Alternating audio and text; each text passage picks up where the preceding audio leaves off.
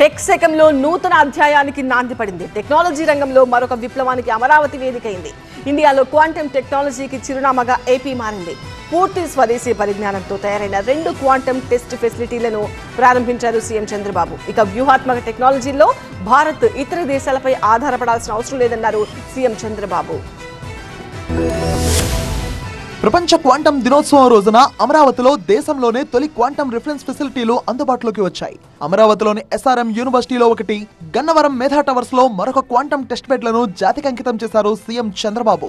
అమరావతిలో ప్రారంభమైన 1S, 1Q quantum hardware test beds quantum ఉపకరణాలను పరీక్షించడానికి, సర్టిఫై చేయడానికి కీలకంగా మారనుంది. క్వాంటమ్ హార్డ్వేర్ ను పరీక్షించేందుకు అమరావతి క్వాంటమ్ రిఫరెన్స్ ఫెసిలిటీ ప్రధాన కేంద్రం కానుంది.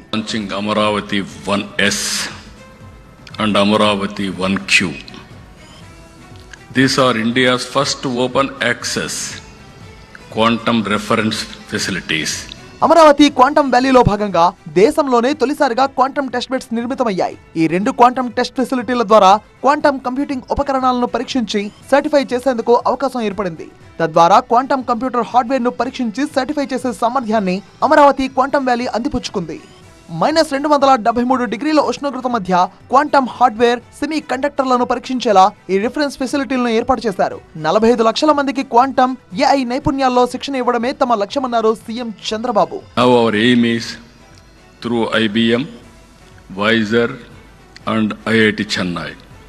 We are ready to skill 45 lakh youth of AP in quantum, AI, data security and deep technologies. It is up to you how we are going to rise to the occasion. This is a call I am giving all of you.